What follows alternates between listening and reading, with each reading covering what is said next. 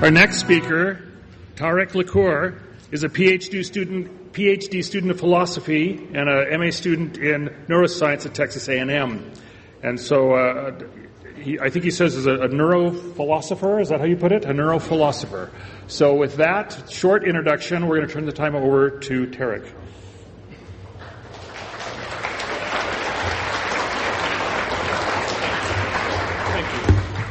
Just a clicker. Do I hit the forward one? Just press that for forward. Okay, great. Thank you. Forward and then backwards if you need it. All right, thank you. Right. Just wait for the PowerPoint to come up. Okay. All right. Well, I'll just warn you ahead of time. I'm a high counselor, so if I put you to sleep, it's you have been forewarned. Before I start my talk, I want to talk a little bit about the men that are on this slide. They were very influential on how this talk came about. So on the far left in the turban is David Hume. He's my favorite philosopher and hero. I think the best philosopher of all time, but people will dispute that wrongly. To his left is J.L. Mackie. He's one of the great atheist philosophers of the 20th century. He's another hero of mine, not for that reason, obviously, but still a great thinker, and you'll hear from him in this talk. Next to him is Richard Swinburne. Richard Swinburne is a professor emeritus at Oxford, perhaps the greatest Christian philosopher still living. Both atheists and Christians hold him in very high regard. In fact, Mackie, when writing his book, The Miracle of Theism, the person that he basically is fighting against the whole time is Swinburne. And sometimes he even says, he just wins on that one. And on the far corner there is Antony Flew.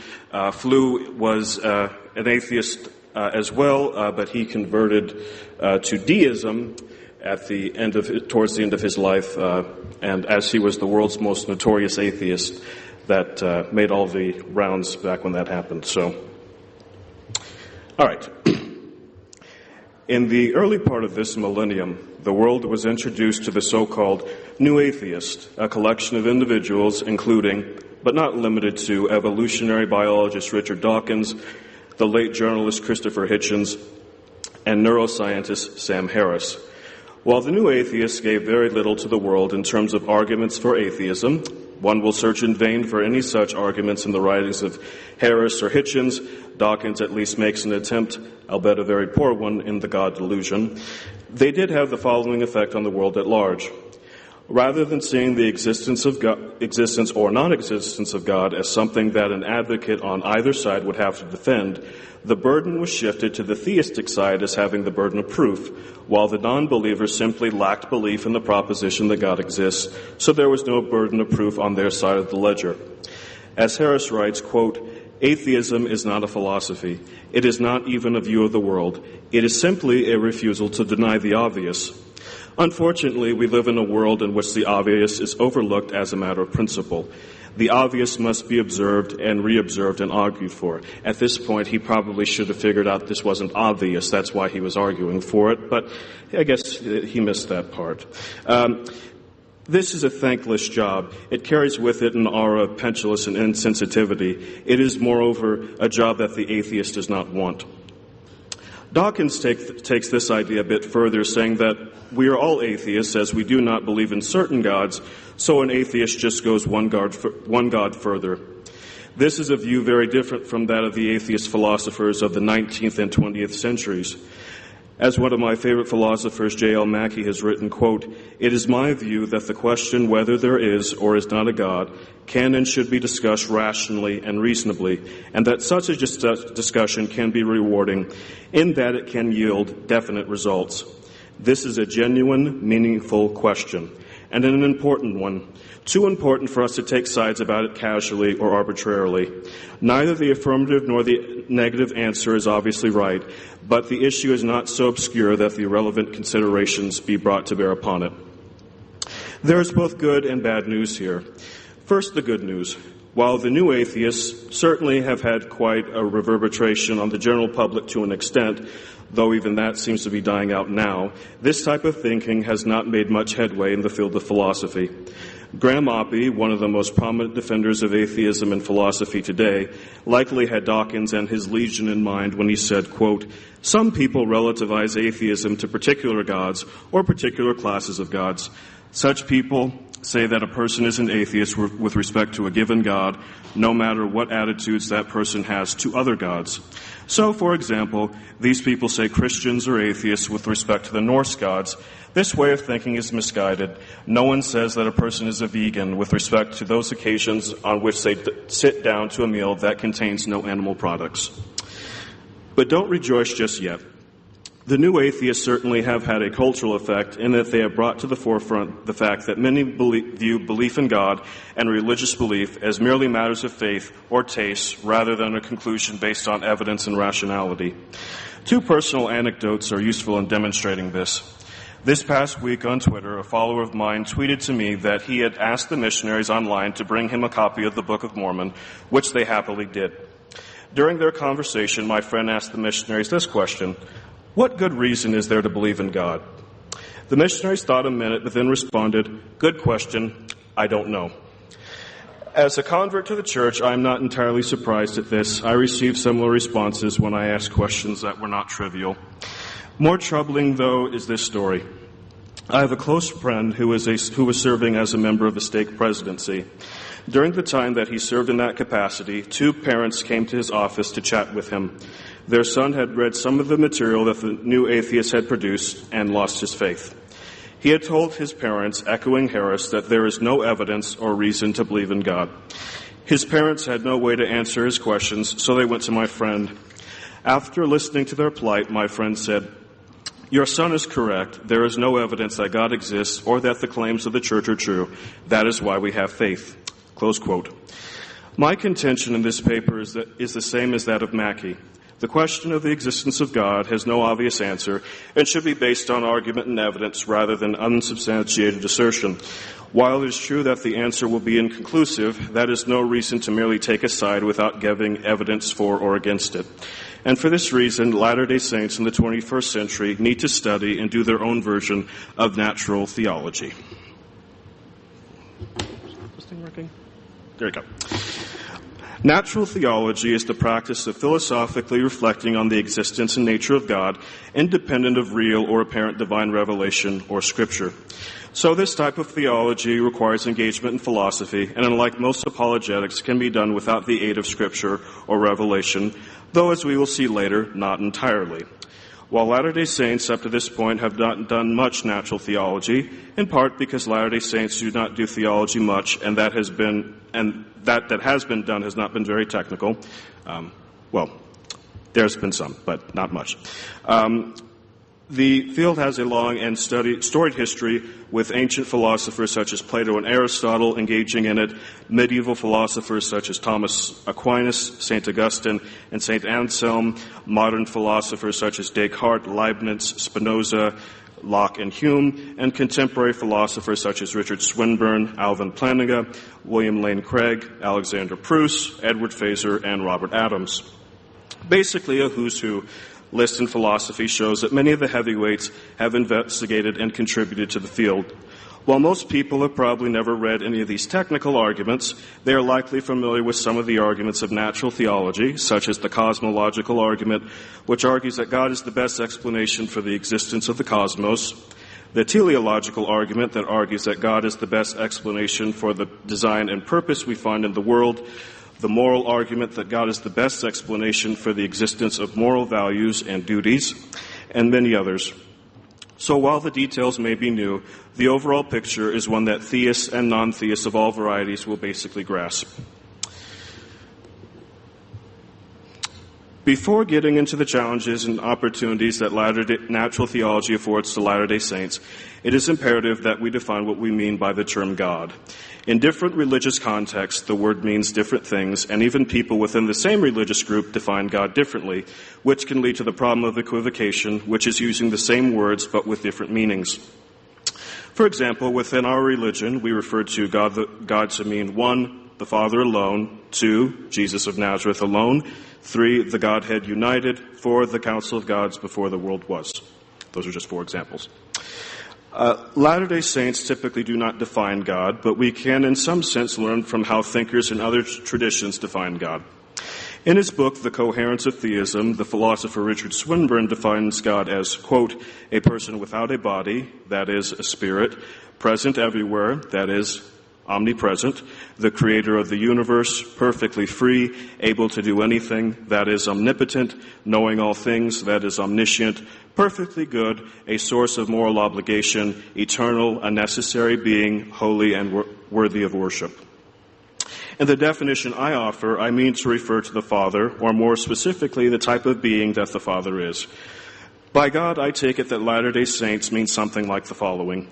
The ruler of the universe, the greatest conceivable being, corporeal, that is, a being with a body within space and time, worthy of worship, morally perfect, that is, the person whose characteristics we would consider it to be the best and would most like to replicate, omnipotent, that is, all-powerful, omniscient, that is, knowing all things, past, present, and future, down to the minutest detail, and the only being of his species with whom we have to do. That is, while acknowledging that there are beings of the same class, we only worship this particular being. This is not to say that this definition must be accepted by Latter-day Saints, only that it is a plausible one. Different Latter-day Saint philosophers, insofar as they're willing to define what they mean by God at all, will likely differ with certain facets of what I've outlined here.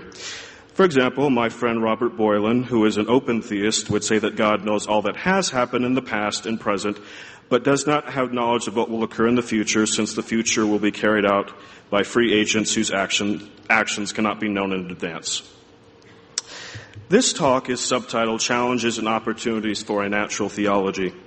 Like any area of inquiry, the field of natural theology has its critics, coming from both within and without those who advocate the restored gospel. I will focus on the challenges from non-Latter-day Saints that address the criticisms of natural theology from Latter-day Saint philosophers. Criticisms of natural theology from non-Latter-day Saint philosophers and scientists are numerous, but allow me in our time together to address the following three.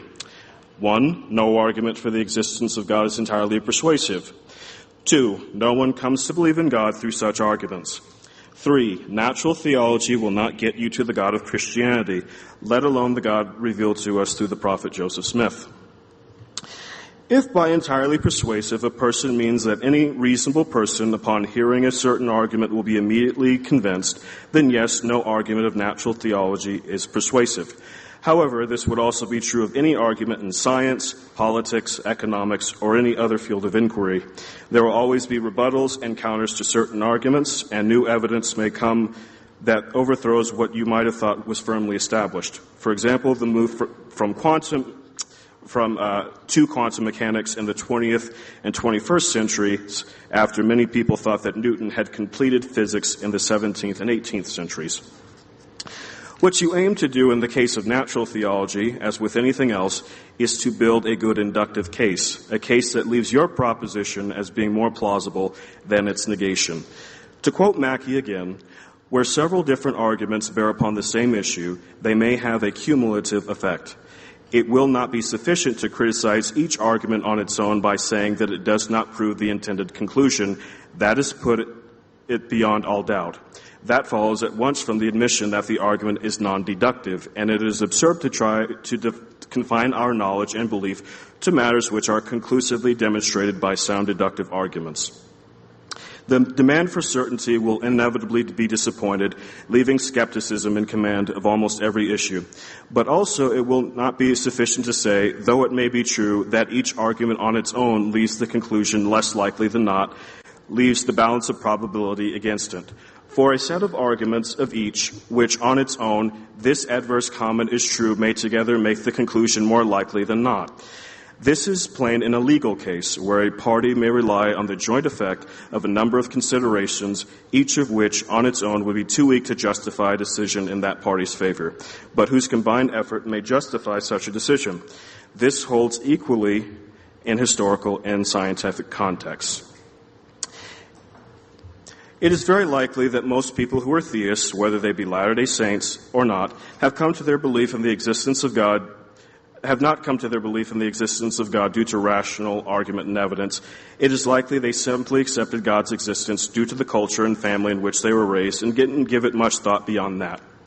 Belief in God to such a person is like speaking their mother tongue or using their limbs. It is something that is a given until there is good reason to question it. Having said that, there are those who come to believe in God's existence due to arguments, and these people cumulatively have a mass effect upon the world at large. Allow me to use 3 examples: Antony Flew, Alistair McGrath, and myself. The name Antony Flew may not ring a bell amongst the non-philosophical crowd, but throughout his career, he was considered the leading defender of atheism in the English-speaking world. In fact, the new atheists, in a way, are descendants of Flew, as Flew's primary argument was that we should presume atheism until empirical evidence of God comes along, and that atheism is simply a lack of belief in God rather than the belief that there are no gods. However, like a good philosopher, Flew was never dogmatic. He followed the Socratic maxim of following the evidence where it leads, even if it leads to a place that we are not comfortable with. After years of contemplating, Flew became a theist at the age of 81, crediting thinkers such as Richard Swinburne for his conversion. Flew died not long after converting, but he did say he was open to claims of religion at the end of his life, though he did not believe in an afterlife.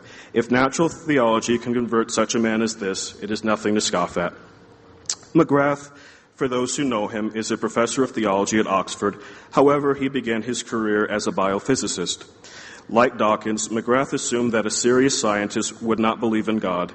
He later read works of theology that gave him reason to do serious rethinking, and is now perhaps the heir of C.S. Lewis in that he is an atheist who has turned to Christianity late in life, in part as a result of natural theology, among other things. Speaking for myself, I've always been a bit of a skeptic. For those who disbelieve me, I recommend you talk to Stephen Smoot. I grew up in a non-denominational Christian church and was skeptical of the existence of God, the afterlife, and the resurrection of Jesus for most of my youth and into my teenage years. However, I was fairly conversant with natural theology, and this gave me reasons for belief rather than just deciding to believe. One instance of this was reading David Hume's Dialogues Concerning Natural Religion and the Natural History of Religion, where Hume makes the point that if the argument to design is correct, it is more likely that multiple finite deities were responsible for the creation of the cosmos than just a single mind, a view that is echoed by John Stuart Mill in his book, 3 Essays on Religion, and not unlike what has been revealed to us in the Book of Abraham. I am no Flew or McGrath, but I have been able to show my philosophical friends that a naturalistic version of theism is perfectly consistent with the current direction of analytic philosophy and modern science. So natural theology is something that can keep doors open that otherwise would be closed. There is no one-size-fits-all solution. Finally, it is true that natural theology alone will not get you to the God of Christianity or the God of the Restoration. This point is made by Immanuel Kant when he discusses the cosmological argument in his magnum opus, A Critique of Pure Reason. Quote, "The proof could at most establish a highest architect of the world, who would always be limited by the suitability of the material on which he works, but not a creator of the world to whose idea everything is subject, which is far from sufficient for the great aim that one has in view, namely that of proving an all-sufficient original being. If we want to prove the contingency of matter itself, then we should have to take refuge in a transcendental argument, which, however, is exactly what was supposed to be avoided here." A similar point is made by Hume in the aforementioned dialogues. Quote, "If we see a house, we conclude with the greatest certainty that it had an architect or builder, because this is precisely that species of effect which we have experienced to proceed from the species of cause.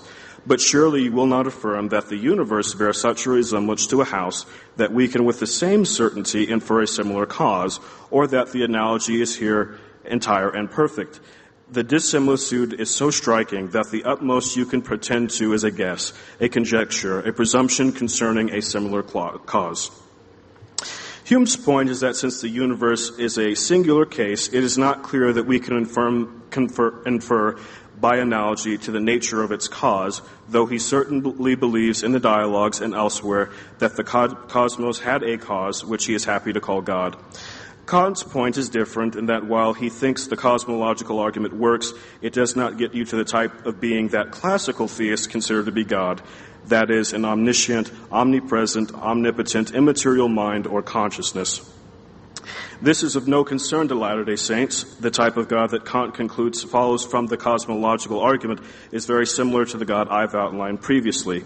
However, both he and Hume missed the mark here. Kant being wrong should come as no surprise, as Hannah Syriac, who we just listened to, would tell you, the safest generalization in philosophy is that Kant was wrong about everything and Hume was right about almost everything. The point of natural theology is not to prove that any particular religion is correct. Rather, it is to demonstrate that God exists and that atheism is false. So, for an argument of natural theology to be successful, there is no need to connect it to the claims of any revealed religion, because it is not concerned with that primarily. Also, natural theology is a way to take theism seriously in the first place, which is a prerequisite to talking about any revealed religion. If God does not exist, then all revealed religions are false, as there is no one to reveal them, and they are the artifacts of human ingenuity and cleverness. If God does exist, it is possible that he has revealed himself or itself, and then revealed religions are again back on the table. This is perhaps the most important reason to do natural theology, to harbor an intellectual climate where belief in God and in revealed religion can be seen as a serious option for thinking men and women today. Enough of criticisms from non-Latter-day Saints. Allow me to address some criticisms of natural theology that come from those within our tradition. I will focus here on criticisms that come from the philosophers Truman G. Madsen and his pupil Blake Ostler. In his work, Joseph Smith the Prophet, which is well known among Latter-day Saints, Madsen makes the point that Joseph Smith and other prophets never make arguments for the existence of God. Quote, "You can't find one argument in Joseph Smith for the existence of God. Why not?" One answer, because one does not begin to argue about a thing's existence until serious doubts have arisen. The arguments for God are a kind of whistling in the dark. In the absence of experience with God, men have invented arguments to justify the experience of the absence of God. They have built a rational Tower of Babel from which they comfort themselves with, "We haven't heard from God, but he must still be there." Close quote. Assumedly, the inference here is that since prophets don't make arguments for the existence of God, then neither should we. But this is a category mistake. Philosophers are not doing the same thing as prophets. Prophets tell us what God's will is. They presume God's existence. Philosophers make no such presumptions. They are asking if God exists. So the philosophers, like John the Baptist was for Jesus of Nazareth, are clearing the path so that people have good reason to listen to the prophets when they come. In Joseph Smith's time, basically everyone believed in God. That is not the case in the world today, with atheism rising across the globe. This point is well made by C.M. Leworski in his book Atheism Considered. Quote, "Were atheism a religion, it would be the third most popular religion in the world. Over 1 billion people claim no godly commitments." Close quote. The question of God's existence can no longer simply be assumed. There must be good reason to believe in his existence rather than taking it as a given. Ostler's view is a bit different. In his book, Exploring Mormon Thought, The Attributes of God, he points out that the lectures on faith reject proofs of God's existence and that Mormons don't do natural theology.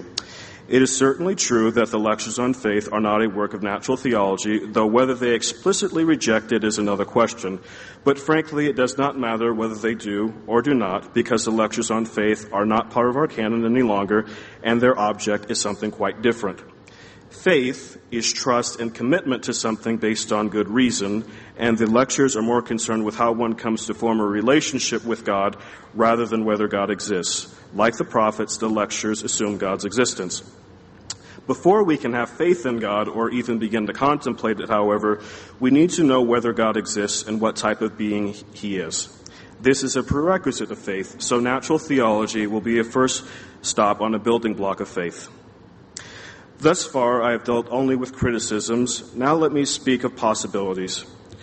In doing natural theology, Mormons do not have to reinvent the wheel. They merely need to look at how natural theology has been done the past 2 millennia and adapt it insofar as they are able. To be sure, the type of God that many who have done natural theology is very different from our conception of God, but as I will show in a moment, that is not a major concern. For some arguments, the Latter-day Saint conception of God is a better fit than the God of classical theism, as Kant pointed out a bit earlier. While I pointed out the criticisms of natural theology from our side of the ledger, here's a bit of optimistic news. Latter-day Saints already do natural theology, they just don't know that they do. Madsen makes the point that prophets don't argue for God's existence, and while that normally is the case, it is not universally so, as Alma uses a version of the cosmological argument when conversing with Korihor in Alma chapter 30.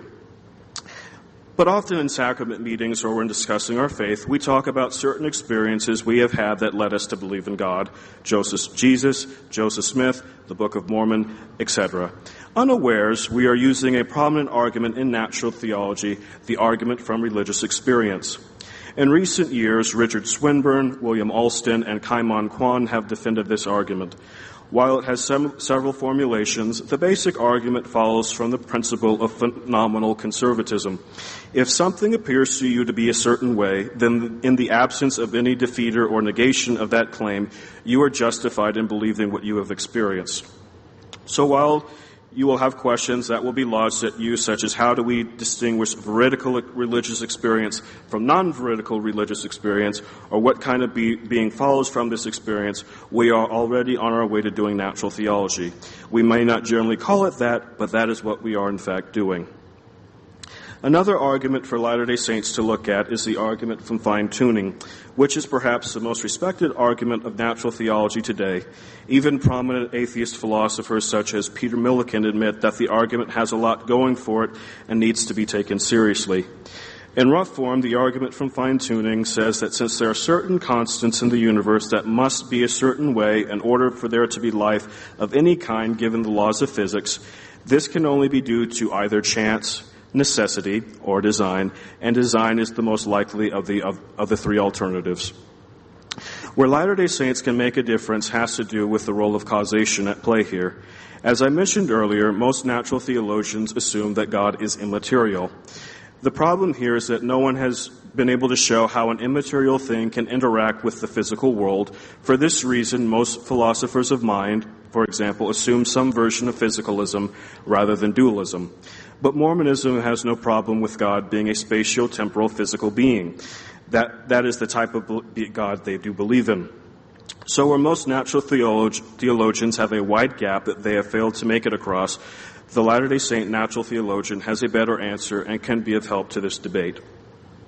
I should caution here, however, that this is not to say that all arguments of natural theology are open for Latter-day Saints to use.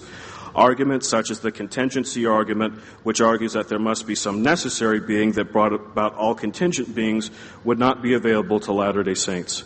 The reason is that A, Latter-day Saints see both God and man as necessary beings, so there would be no such contingency to explain, or B, depending on how one reads and interprets the King Follett sermon, God and man can both be seen as contingent, so God couldn't be the necessary being that brought about all contingent beings. Also, the moral argument seems as though it will not be effective for Latter-day Saints. It seems that in our view that God is subject to moral laws, if moral laws exist, so he cannot be the cause or sufficient reason of them. If moral facts exist, they would not be due to God. In conclusion, Latter-day Saints have the Great Commission to preach the gospel to every creature. In every era that the gospel is preached, there are obstacles to overcome. One of our obstacles is showing that God exists, so we should put our shoulders to the wheel in showing that it is reasonable to believe that he does, along with our other projects and endeavors. This is not an idle endeavor, as the gospel is not heard in isolation from our culture at large.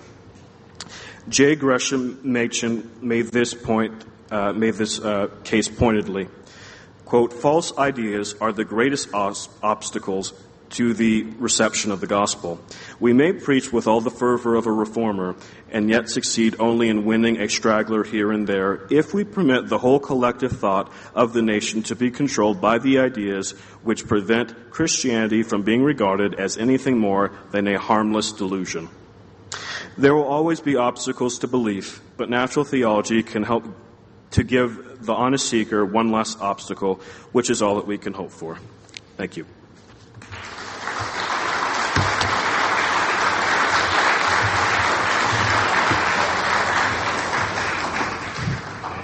Thank you, Tarik. So I guess as you were giving your talk, I was thinking about our current culture, and it seems like, if you were having this conversation back in the 1970s even, or the 1960s, I think there was a presumption of God. And yet today, do you find that, do you think among the people in the 20 to 35 age group nowadays that the biggest presumption is there is no God?